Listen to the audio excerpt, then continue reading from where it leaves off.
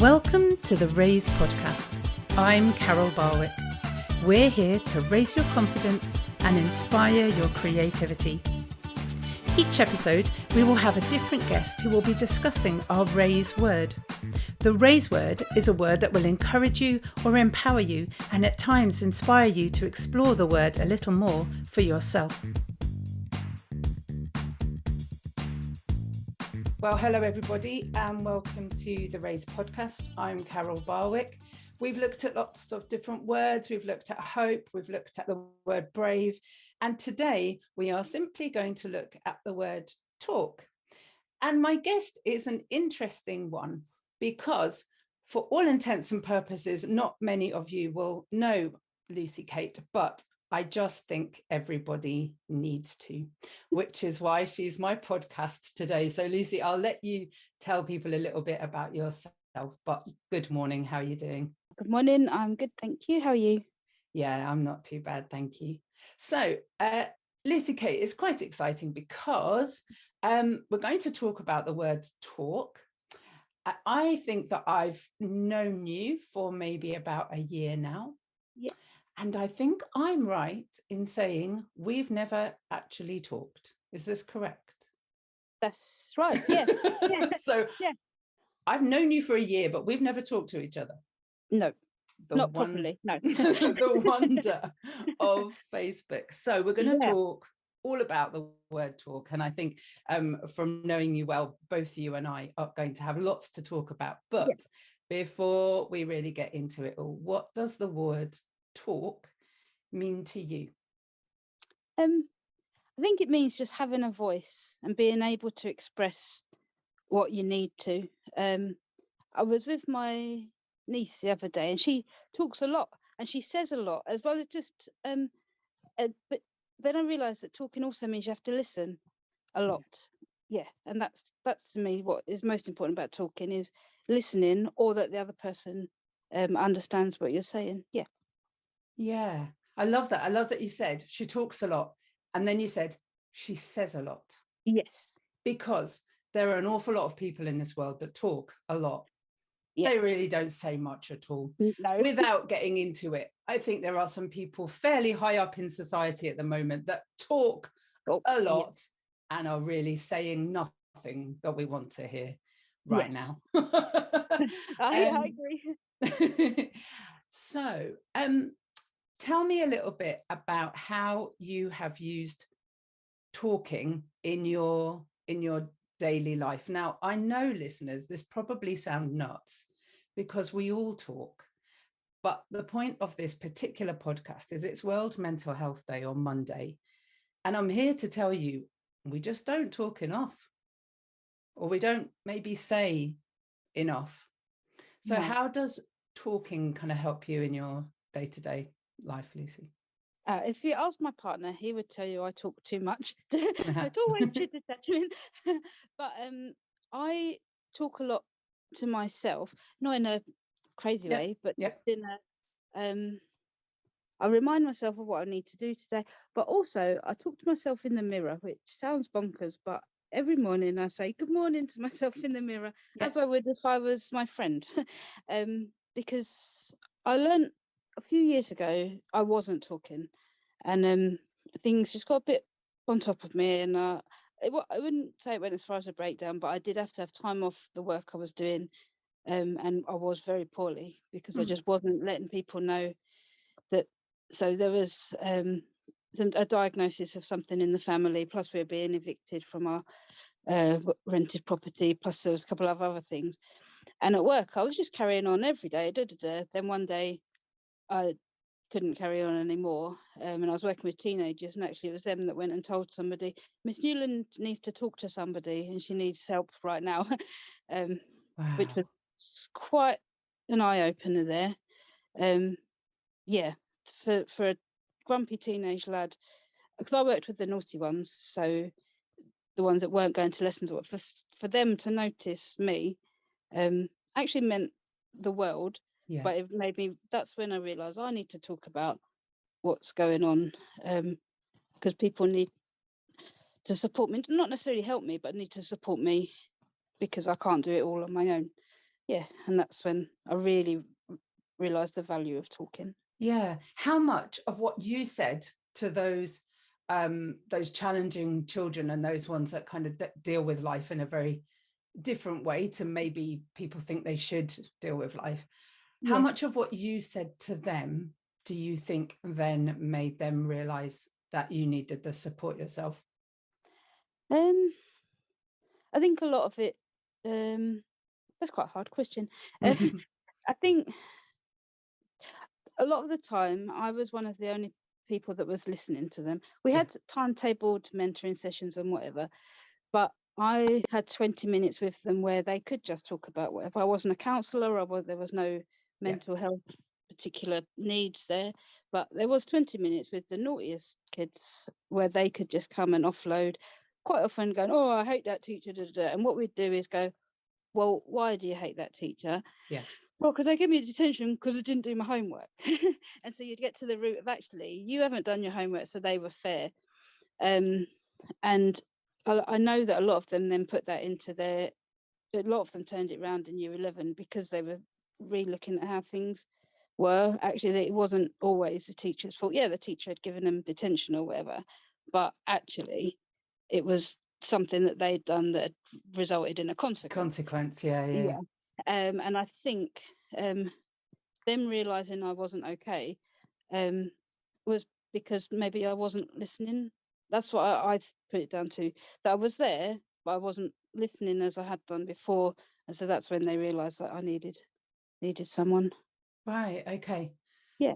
So you must have been a great listener for them to realize that, because I've done a lot of work with challenging pupils as well, and particularly boys, and they often don't notice a lot, or you feel No. like they Yeah. don't notice a lot. Yeah. And teachers often presume that they don't notice a lot. Yeah. So for them to really notice your behavior changing Yeah. says a lot about what you were doing in their lives. And from the things that I've seen on your shared memories of Facebook, Yeah. and the way that those, I don't know if it was those lads, but lads that you've worked with Yeah. particularly, will see what bus stops and things like that, and Yeah.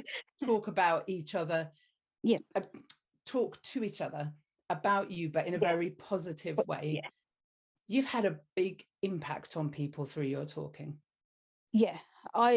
Without sounding arrogant, I think I have, because sometimes I'm the only person that's listening, not because people don't want to, but because people are busy. And it was my job solely to listen to them and look to ways forward, which meant that when I started there in 2015, and then I was made redundant from there in 2019, which I'll come back to in a minute. But I started off with a small caseload of people. I was helping them go to college, apply for college and things like that.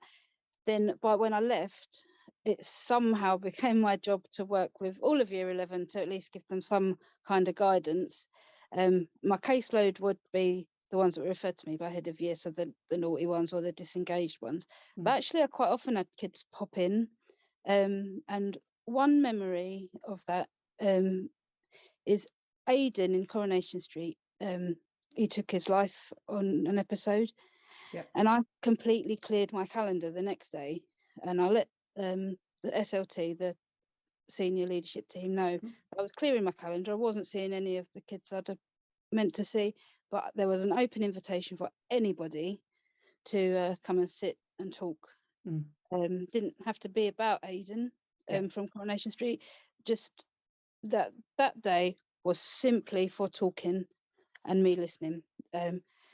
And various members of SLT said it would be a waste of a day, and it's a nice idea, but it won't come to anything, and actually you'd be better doing this kind of thing and stick to your actual job, kind of. And I know what's coming next.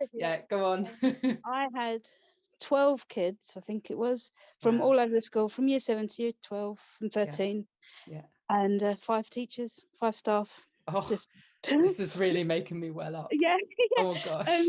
I find it quite hard to say that without welling up, because actually I didn't do anything there. I'm not qualified counsellor. I just made a space where talking was allowed. And one of the year 8 lads came and said, my mum has tried to hurt herself, but I made her talk to someone. So this was after he'd spoken to me. My mum tried to hurt herself, but I made her get help because I came to talk to you. And I never think I'm anything special. I'm not, like I said, I'm not a mental health professional or anything like that. I'm just a person who makes time for other people. And making that day for everyone will always be one of my most valued days in my professional life. Absolutely, I'll always say that. I've got big achievements, but that's the day professionally that I'll always be immensely proud of. Wow. Yeah, I remember when I asked you to do this podcast, and one of the first things you said was, I'm not an expert. And I was like, I don't think you realize how much an expert you are, really. The number of people that lives that you touch just by being LucyKate and just flipping getting on with it. Thank you. is immense. And actually, if mental health isn't about normal everyday people saying, I need to talk or I need to listen, we're screwed, to be quite honest. That is what mental health is about. It's either I need to talk or I need to listen. And if we can do that, you know, those listening, you know, we always set a challenge, and it's simply that if you need to talk to someone, then identify somebody that you trust and go and talk to them. And if you know that you need to listen to someone, regardless of how much responsibility it might give you, how it might mean you can't watch your favorite television program, you get on with it. You listen to someone. Okay, so you said you were going to circle back a little bit to the redundancy side of it. Did you want to revisit that? So the school made some structural changes, and every member of support staff was having a meeting to discuss their future within the school. So can I clarify, were you like a learning mentor? What so my actual title was student support officer. Okay, great. Which covered the learning mentor side, but also the careers advice. There was two completely separate roles that sort of came together. And I was so confident they needed someone like me in school. I met with, so we were allowed up to 2 hours before our meeting to meet with unions and stuff like that and create a portfolio of what we wanted to say. And I didn't do that because I was so sure year 11 needed someone like me to be there. So I met with kids right up until my meeting time. In fact, I was late for my meeting because I was meeting with the naughty kids and that. And then I sat through the meeting. I'm like, yeah, it's fine. You're just going to tell me my job's safe. It's fine. And then they said the words, and the student support officer is deemed no longer valid. Gosh. And that was, my job of just talking to year 11, because so they'd met with the governors and someone else had been involved, an independent person who'd said there wasn't any need for me because the school was hiring actual counsellors who were paid a lot more than me to work with kids. And that's fine, but I don't think they ever just took on that. Some kids would just drop in once and just say, oh, miss, I'm really struggling with revision, and then we'd spend 10 minutes just putting things in order, and then they'd go, well, thanks, miss, and that's it. But I don't think they ever realised the power of talking, which is why I mentioned it. That and that's all some people saw it as, was just Miss Newland was talking to years 10 and 11, which ultimately it was. But deep down, it was so much more than that. And so I was made redundant because the heads of year could, or heads of year and form tutors could talk to the kids, but they've got 30 kids. One form tutor has 30 children to deal with all the time. And so that hurt a lot more than some of the other things. I've been through fair things in my life, but that redundancy took me a long time to go over, because that was like a grief in itself, like a bereavement, that this thing that was so important to me was now not there anymore because someone else had decided that talking and listening wasn't important. And Yeah, and part of it was that the original job description from when I first started didn't match the work I was doing, and because I hadn't spoke up to say my job descriptions needed changing, they had to go by what was on paper. So I learned a lot there about standing up for yourself and actually saying, Interesting. this is what I do. Yeah. Have a look, come and listen to me talking about what I actually do, because what this says on paper is not what I do anymore. And it's evolved because the kids have been talking to each other. Come and see Miss Newland, she's all right, kind of thing. And then it evolved over the 4 years I was there, from working with some to meeting with every year 11 at least once, just to discuss career advice, and then taking it on from there if they needed further mentoring or whatever. Yeah. Yeah, I think that's why interviewing for a job is so important, because what you write on paper, when you've got hours and hours and hours to hone it and work through it, send it to a load of people, big yourself up. If you're on The Apprentice, pop in a few extra possible things that might not be true. And then the interview where you're talking is the bit where they really get to know you, and they get to kind of ratify, right, okay, yeah, they said that on paper and they've said it kind of out loud. Because unless you learn it word for word, talking is kind of the real you, isn't it? And that's what I hear you saying, that you really learned something, because although you knew it was important, you didn't say what they needed you to hear, I guess. That's hard. That's and really hard. And I spent time with one of the deputy heads, and I sat with him for ages, what felt like ages, and he just said, this is all great, because I did a big thing of, this is what my job actually is. This is some witness testimonies from some of the kids, some of the staff, who say that by working with some of the naughty lads, I've got them through to attending revision classes, things like that. And he said, it's just too late. And he was so lovely, and he was saying how it's all perfectly valid, but it's just too late to say it now. So now I say things when they need saying, which sometimes gets me into bother, but I'd rather that than it be too late to say something and end up in the same sort of situation. Yeah. And I think what's amazing is, for all intents and purposes, when they didn't try to shut your voice down, but that's kind of what happened. It didn't stop your voice from being heard. No. At a later time, maybe in a different way, maybe with some experience, some life experience. We all have those horrendous times where you learn through life experience and wisdom attached to it, which only makes your voice stronger and more powerful, I think. But difficult. Really, really. Hard times. Tell me a time when talking has really given you a lot of joy, because I see you as such a real person, and you're not Miss Positivity the whole time, but you are Miss, if I'm not positive, this is how I'm going to become positive. And I think that's an even stronger message. So tell me a time when talking really gives you joy. So I worked during the pandemic.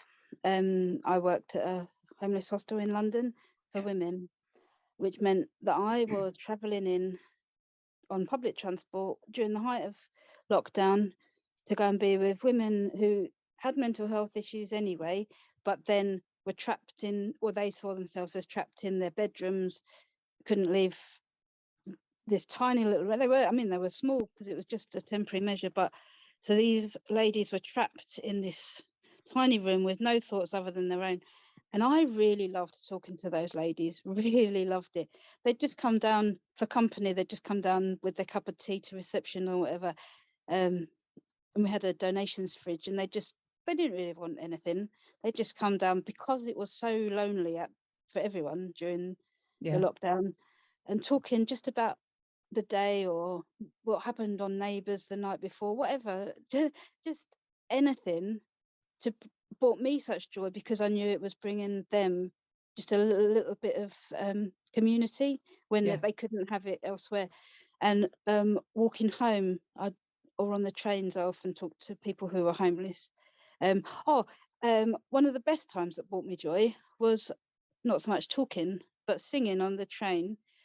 Just after Dame Vera Lynn had passed away, Yeah. there was a gentleman who was homeless, and he sat with me on the train, and I'd just done the evening shift, so it was about 9:30 maybe. And he said, "Oh, we were meant to sing We'll Meet Again, weren't we, at 9 o'clock? Everyone was meant to do it, and I forgot." I was like, "Well, let's do it now then." And we did. We sang it, and then he started swearing, and I was like, "I'm not going to sing or talk to you ever again if you're going to swear at me like that." And it wasn't at me; it was just that the line "keep smiling through." He said, that's all I've got. I've literally got a smile to keep me through the day." And I said, "Well, that's all you need sometimes. If you've got that smile can give someone else joy. And hopefully they'll see that you need some support, and just through talking will give you a smile as well." And then he's like, "Oh, yeah, okay. Can we start the song again?" So we That is you remember brilliant. that sing. So moments like that really give me joy, when they're unexpected conversations. Again, I just want to pick up on that Yeah. because you say it like it's all very normal. Oh, okay. Several people, if a homeless person came to sit next to them, wouldn't know what to do and would Yeah. probably move. Okay. The Yeah. fact that you're then talking to them and then singing with them, and then when he started swearing, and that was something that you didn't like for Yeah. obvious reasons, particularly if it felt a little bit intimidating, you then continued to Mm. talk to him. At Yeah. that point, there are several different things that you could have done. You could have lamped him, you could have phoned the police, you could have just walked off. And you stopped singing, talked to him, explained that you didn't like the swearing, probably gave him hope for the next 10 Mm. years, and then sang again. That is not to be underestimated in any way. Yeah. It's not what normal life dictates that we do, but oh my goodness, it's what we should do. Yeah. So I describe it that I live in a Disney world where I'm cheerful, I sing, I talk to the birds and the bees and everything. And I know that that's not normal for people to do that. I know that I'm often considered a bit of a weirdo on the trains and stuff when I sing along to my music and whatever. But that's what makes me happy, because I know that I've been to the depths of depression, and I don't want to go back there. I hope that LucyKate is having as much impact on you as she is on me. Impact. Now that's a good word.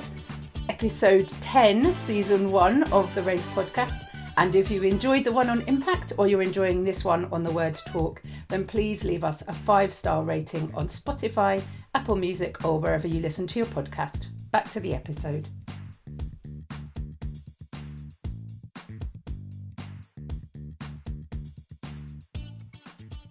There's so many things I could pick up on there. I think the Disney lifestyle, talking as somebody whose spirit animal is Giselle from Enchanted. Oh yeah. And when I went to New York, I had to find the bridge in Central Park and spin around on it and sing, because of course you Yeah. have to. But that particular character, Giselle, where it's not that she doesn't see the bad, she just cannot comprehend how love can't conquer all. Yes. And why not? Why Yeah. not?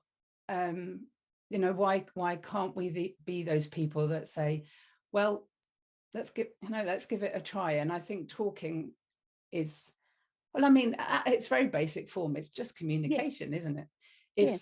If I don't say anything to you, then that's one less connection. And as I said right at the top of this podcast, I don't think we've actually ever talked to each other. However, we have been Facebook friends for a year. Yes. I'm very much involved in bits of each other's lives. Yeah. And it's definitely made me a better person for it. And I know other people that have felt the same. And I think I connected with you initially when you joined the lockdown church, Castleford Church. Yeah. I think that was where I first kind of met you.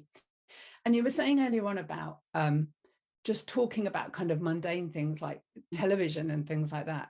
And I often talk about things like that. And I think people think kind of that's all I do. And let's be honest, while I'm not well, that is often what I do. However, it gives a way in, doesn't it? Yeah, absolutely. It's a really easy way. I used to do that all the time with my young people. If they weren't talking to me, I'd just say, who's going to win X Factor?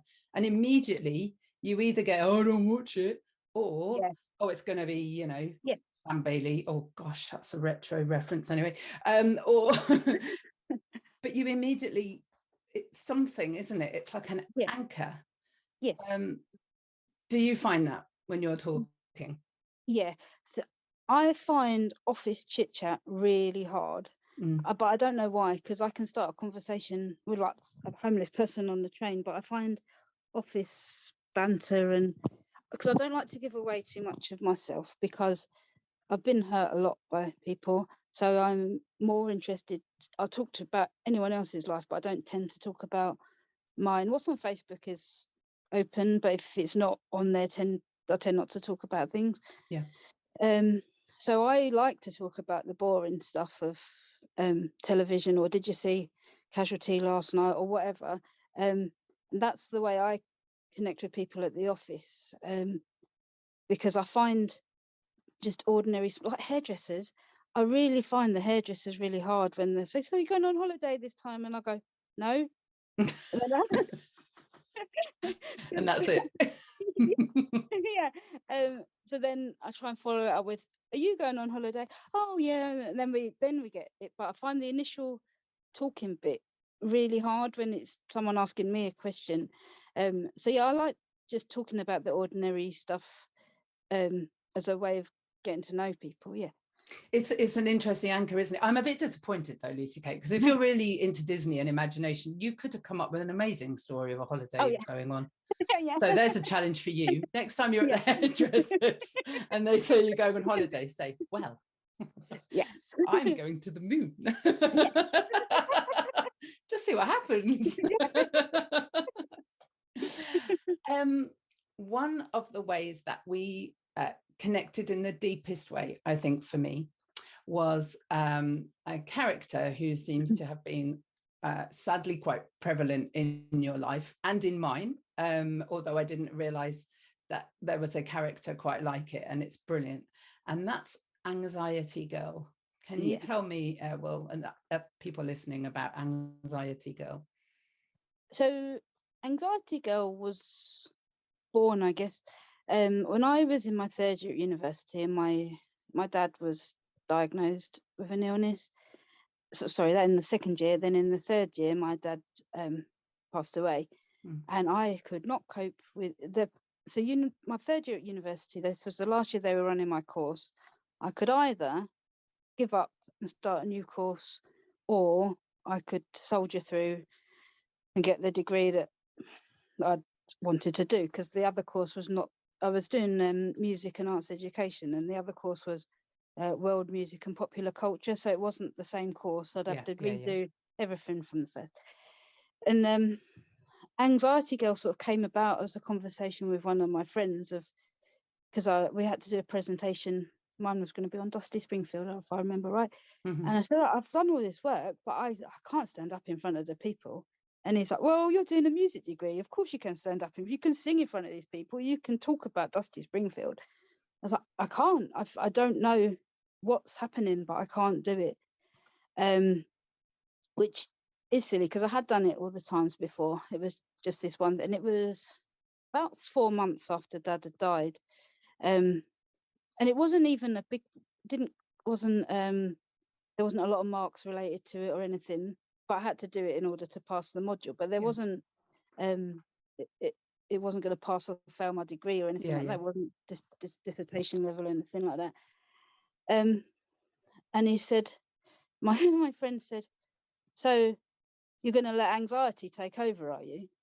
I thought, well, I don't know that that's what this is. This is just my dad has died and I can't do this presentation. I don't know what the link between the two is. So I went to the doctor, and then they did diagnose as clinical anxiety, which has always been there since then. And Anxiety Girl has sort of grown into a character that I fight with, if that's probably the best way of putting it. You've characterized her, haven't you? But it's useful. It is useful, because then I can say, right, Anxiety Girl is not going to win this, or sometimes it's the other way around. So Anxiety Girl beat me on this time. How am I going to solve this the next time? And I talk out loud to her, which is a bit mad, but that came about during the lockdown, especially during a snowy day. Actually, I'd gone into London and it wasn't snowing. I'd come back and everything was icy and snowy. So I'd gone into London during lockdown, which is an anxious time anyway. I think the lockdown gave everybody a different sort of anxiety, because we all felt everyone else had it better. So I was traveling in all the time, and I was not jealous, but the people who got to stay at home had it better than me. They were saying, well, you're lucky to keep working because we're bored and we can't do anything at home. So everybody had different types of anxiety during the lockdown. And nobody knew how to support each other, I think would be fair. Everybody was coping with their own things, trying to support each other, but not really knowing how to do it. I think they wanted to, didn't they? But everybody just had, a global pandemic. Absolutely. And I'd gone into London, and it was snowing whilst I was there, so I was worried about getting home in the first place. And then I got off the train, everything was fine.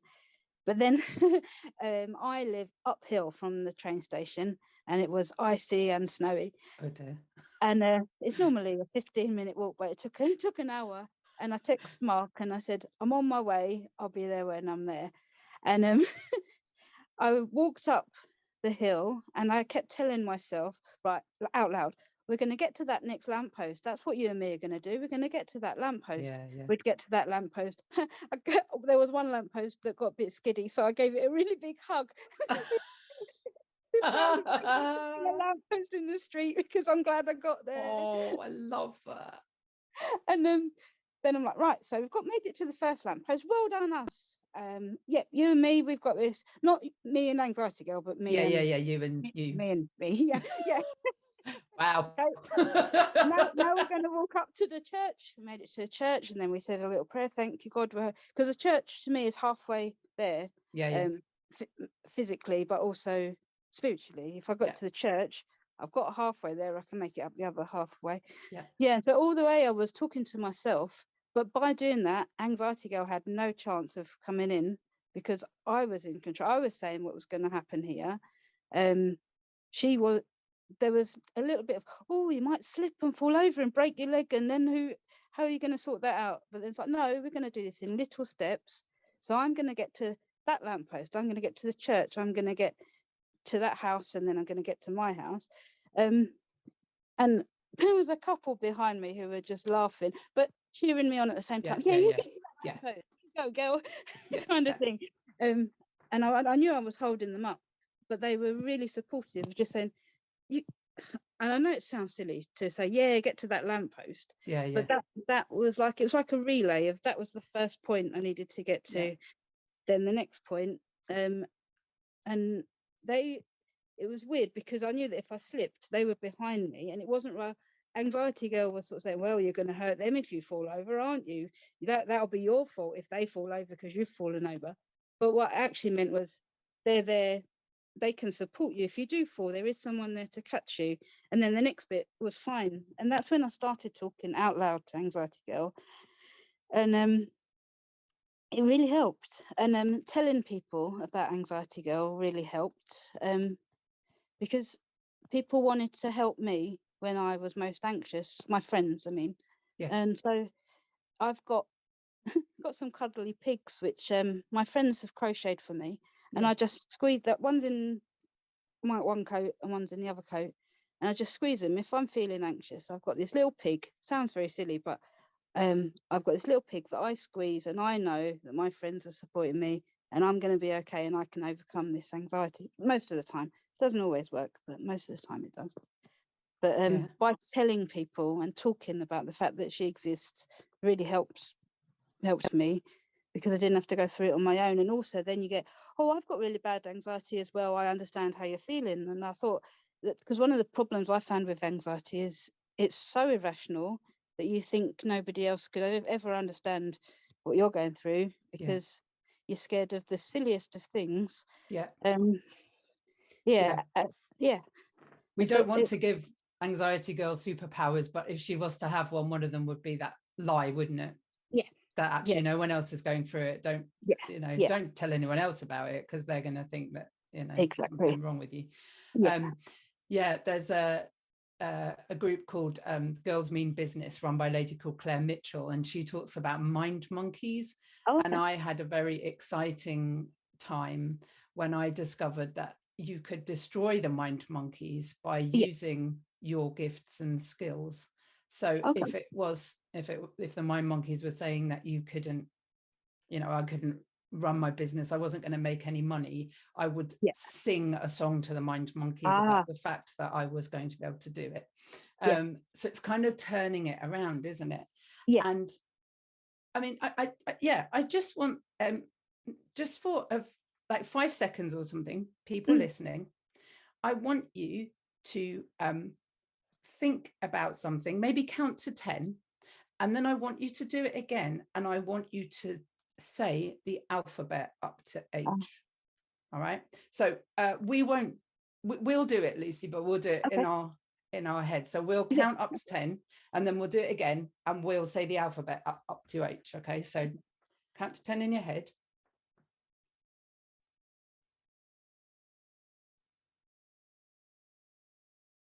And now we're going to do it again, but we're going to say the alphabet out loud up to H. A, B, C, D, E, F, G, H. How easy was it to hear the numbers in your head, I wonder? Oh, no, that was, you can't. You can't. Yeah, you can't do both, can you? So talking, when you talk to anxiety girl, the thoughts, you can't do it. And I wanted to I don't want to over spiritualize it at all, but in the Christian faith, we talk about confession, and it really hit me so powerfully one day, like years and years ago. I was probably quite young, that all confession is talking. And all it is telling somebody out loud that you're struggling with something, or you're doing something wrong, not just somebody, God. And it doesn't make it go away, but it suddenly kind of takes its power away. And that's what's happening with anxiety girl. That's what happens when you listen to those young people and you say to them, I'm listening. It's taking that kind of power away. And I think we underestimate how much power talking has. And I did just want to touch back without being at all critical, but on words, because we're talking about the young boys, and we used the word naughty, and there was another word that you used, a silly. You said you were silly. And I want, the power of words is so important.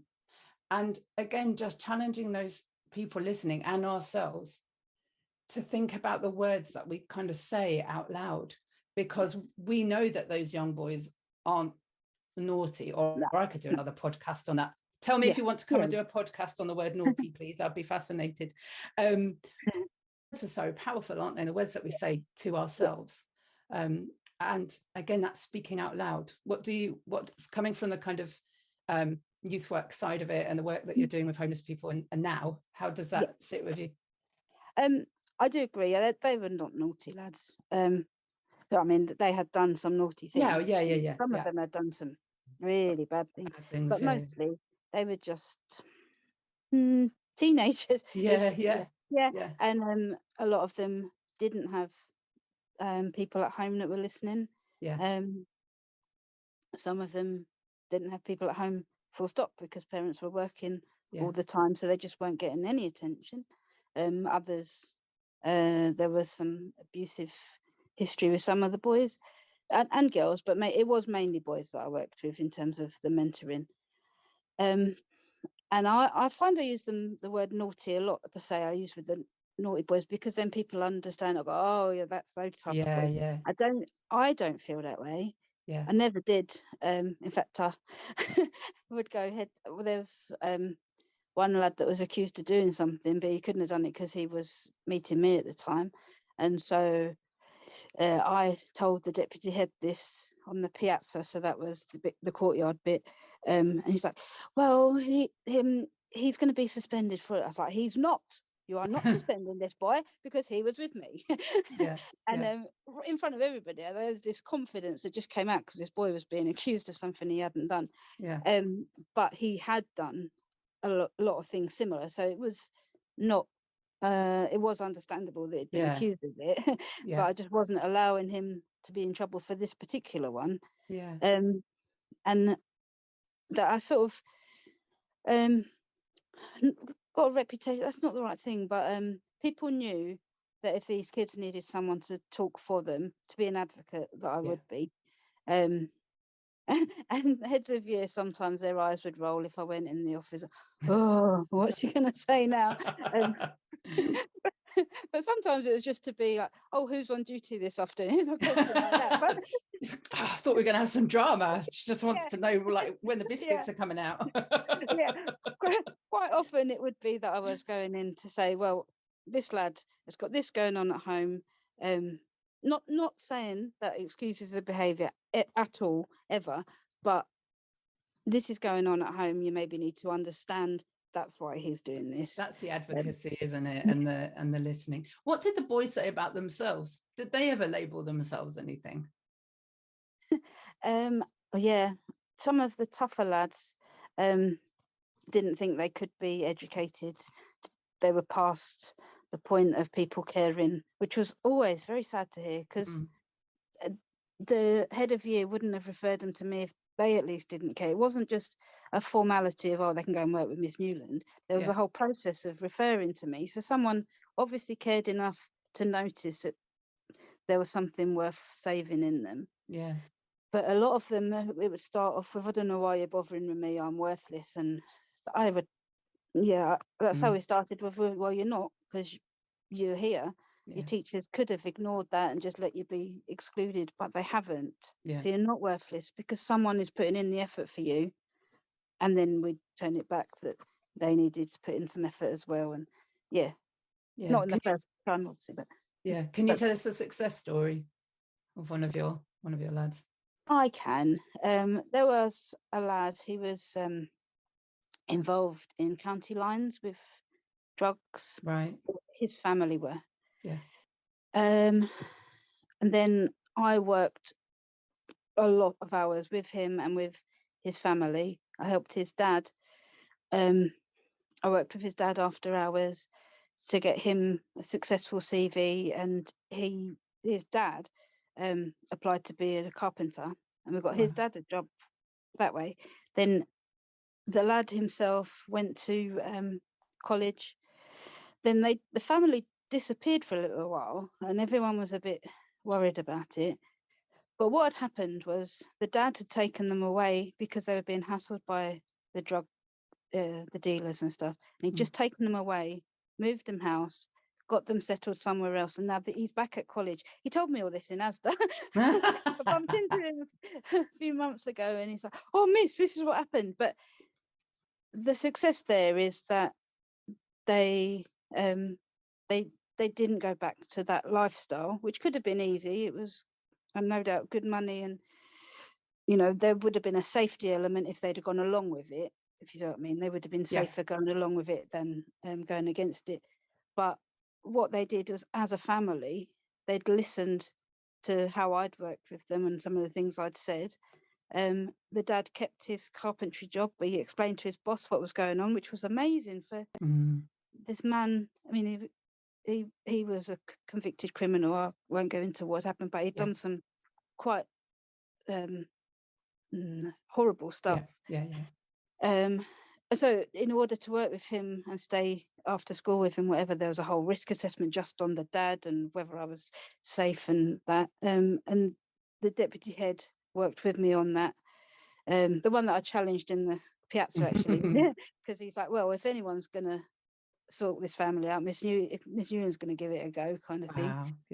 Wow, yeah. So when I was talking to the lad, and he was with his friends, so I didn't know them, they were from a different school, and he was quite proudly telling them how, oh, we listened to what Miss Newland said, we done what Miss Newland would have done. I was like, what's that? And he went, well, we went away, we told people what was happening, we spoke up about what was happening, we went away, moved house, told the police everything. Gonna get emotional like, again, yeah. LucyKate, this is twice. But he was so proud of that with the boys, that he wasn't afraid to tell them this story, that things were rubbish. Yeah. Miss Newland helped us get out of the rubbish, and then the family had the confidence to stay. I mean, it wasn't easy for them by any means. They, as I said, it would have been easier probably to have gone back to the criminal life. Yeah. Than it would have been to be honest with people and say, we need your help. So he's one of my biggest success stories. Just because I worked, he was lovely anyway, but working with his family really made the difference there, I think. Because it's not just about one person. It's never just about one person, I don't think. It's about the connecting people as well. Yeah, absolutely. And I wonder how much you talking to them then makes them go back and think, actually, the expectation is that A, I should be listened to, but B, I should be listening to other people. I love that he met you in Asda, because I just think about some young people, and if they see a teacher in Asda, they are out of there. And we won't say anything about the young people that meet their teachers in nightclubs by accident. But the fact that he came over to you, I love that they all still call you Miss. I think that's just brilliant. Right, well, I think it's safe to say I could talk to you for hours. This podcast could probably go on for at least another couple of hours. But we do need to bring it to a close. So we get to the point of the podcast where I get to talk just that little bit more. Yeah. And I make you a poem. Oh, thank you. And I'm quite nervous. I'm trying to think of words that rhyme with talk. But we'll see how we go. So just give me a couple of seconds.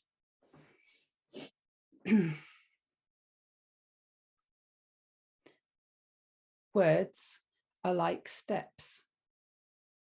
But if you keep them inside and you don't speak them out and you just let them hide, then the slopes that you face and the hills that you climb become slippery, scary, and out of line.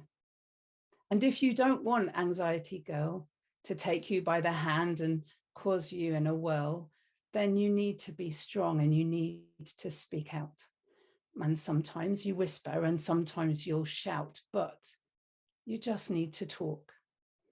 And just be aware that when you feel alone, there are others there, and they may be behind you, and they may be in front, and they may be the ones you like, and sometimes the ones you don't want, but you talk about anything and you just connect. And you'll find that those words bring love and respect. And when you're in Asda, just getting your shopping, you suddenly see somebody else that just pops in and thanks you for all that you did in their lives, just by listening and being alive.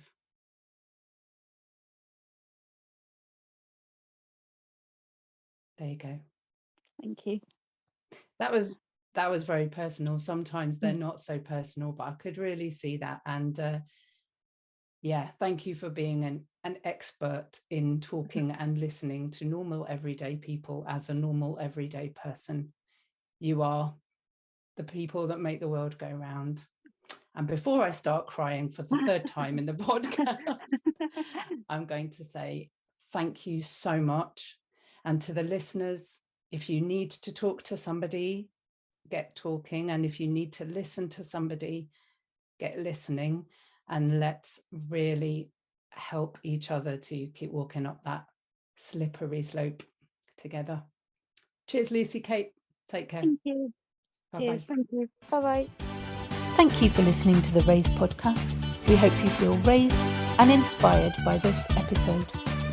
Whilst we're not offering face-to-face classes currently, we are doing online singing lessons where you can have your voice raised as well as your confidence. If you would like to find out more, please visit our website at www.raiseforall.com or find us on social media on either our Facebook or Instagram page. Take care.